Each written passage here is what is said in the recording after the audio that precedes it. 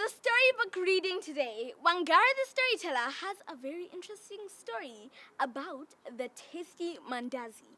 There was once a boy who loved Mandazi.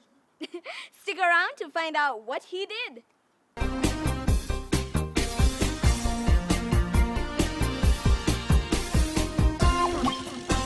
Hello, my name is Wangare the storyteller. And do you know what I had for breakfast this morning? A really tasty Mandazi. And as I was walking inside the textbook center, I saw this book that has the title A Tasty Mandazi. I became a bit curious to find out what is inside the book. And I hope that you can find this out with me. A tasty Mandazi. Musa woke up to the familiar sound of roosters one bright morning. It is Saturday. It is going to be a fantastic day. Musa said to himself, "Fasting, I'll go to Mama Milka's to get one of her fresh, tasty mandazis." And you can see Musa putting on his t-shirt. "Don't leave before taking tea, Musa," said mother as he poured little Shani's cup. Musa gulped his tea and then set out towards Mama Milka's shop. Mama Milka had given Musa free mandazis many times before. "Jambo," Musa greeted the large lady. "May I have a mandazi, please?" he asked. Mama Milka lifted her head from the white dough that she was busy rolling. "Musa, how many times have I given you a mandazi for free? It has been many times. From now on, you must pay 3 shillings for them." "3 shillings?" Musa cried. "3, and that is cheap. I charge the adults 5 shillings. Now go off and don't return unless you have some money." "Musa, remember, you are a big boy these days. I know you can find a way to earn a little money." And with that, Mama Milka returned to making her mandazi dough. And you can see Mama Milka at her mandazi shop and Musa wondering, 3 shillings? Disappointed, Musa wondered what to do. "I know," he thought, "Mom can give me some money." And he bolted home to see mother. "Mom, please give me 3 shillings so that I can buy a mandazi from Mama Milka." "Musa, I don't have money for mandazis now. If you're feeling hungry, take a banana," Mama said. "But Mommy, I am tired of eating bananas. I want mandazi." "Musa, if you want mandazi, then you'll have to go out and make the money yourself. Now, no more begging," Mother said, returning to her washing. "Huh," Musa said.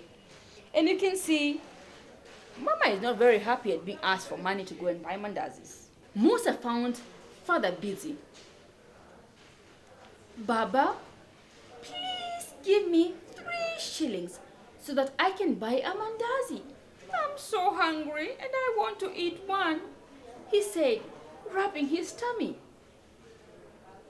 "My son," father replied, "you know very well that I do not have money for treats like mandazi.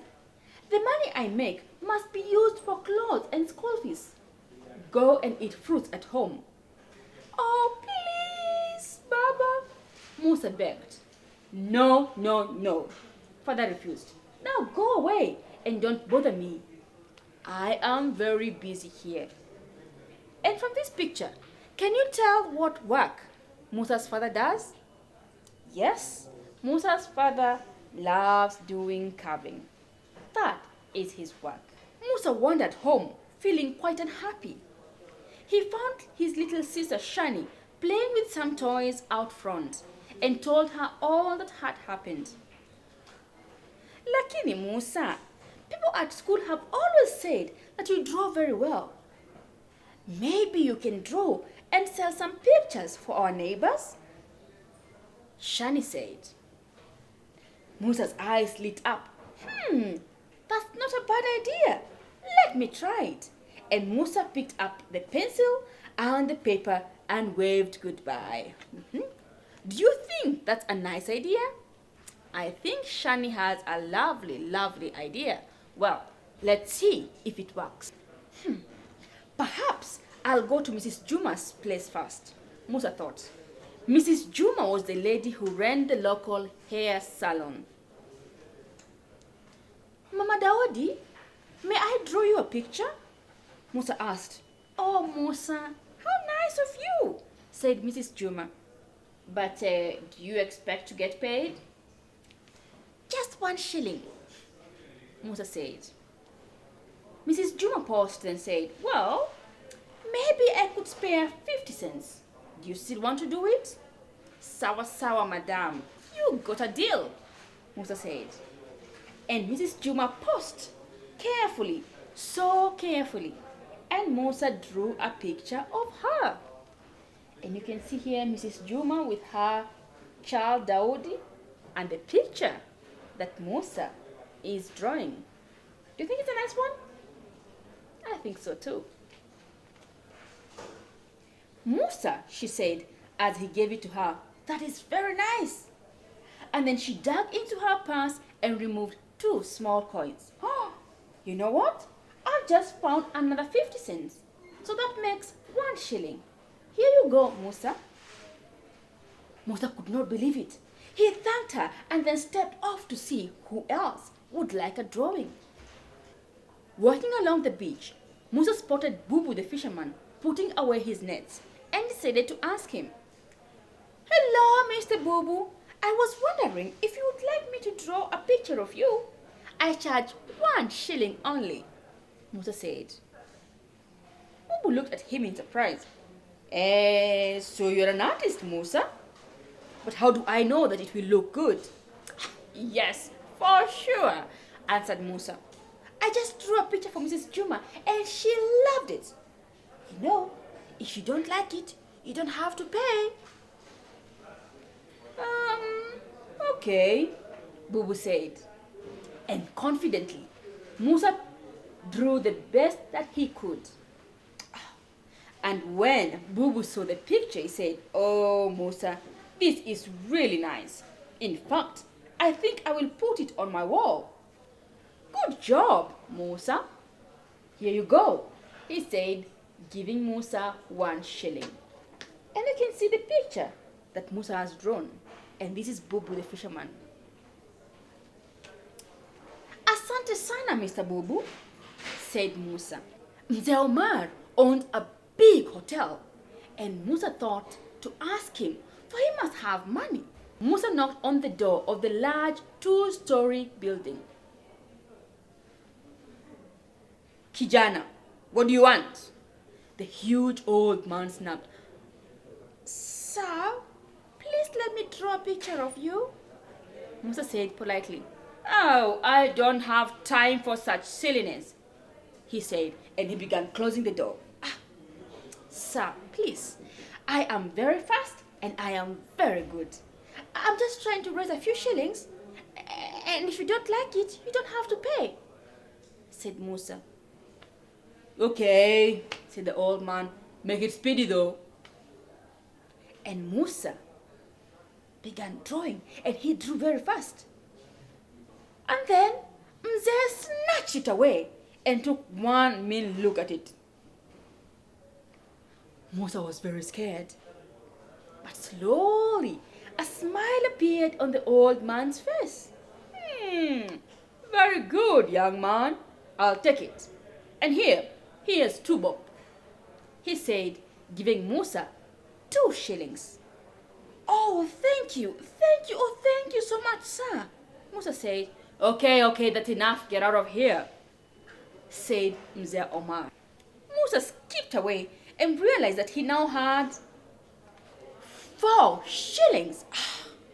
He had enough money to get himself a nice, tasty mandazi.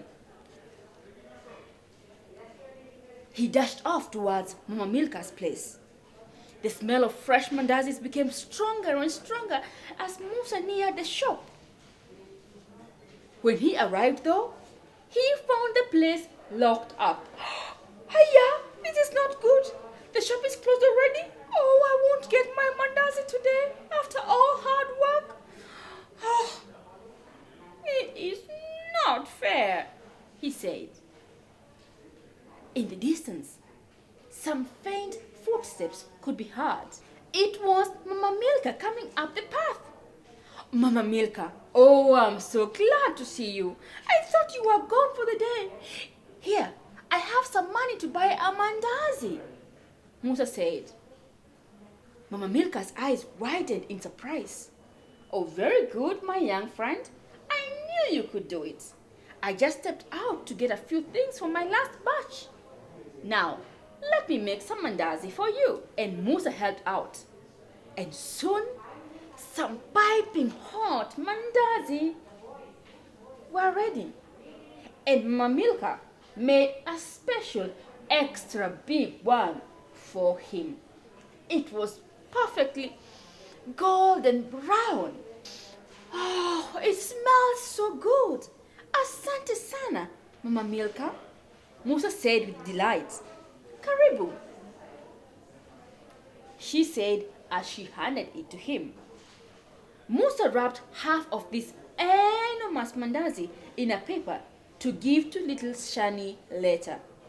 And then he took one huge bite into the mandazi. It was the most beautiful, sweetest, tastiest mandazi that he had ever had. And you can see him right there enjoying the mandazi. Would you know why he thought it was the sweetest, tastiest mandazi ever? I think it is because he had worked and earned some money to buy himself the mandazi. Well, that is the end of story time today. Have a good time and see you next time right here on Big Minds.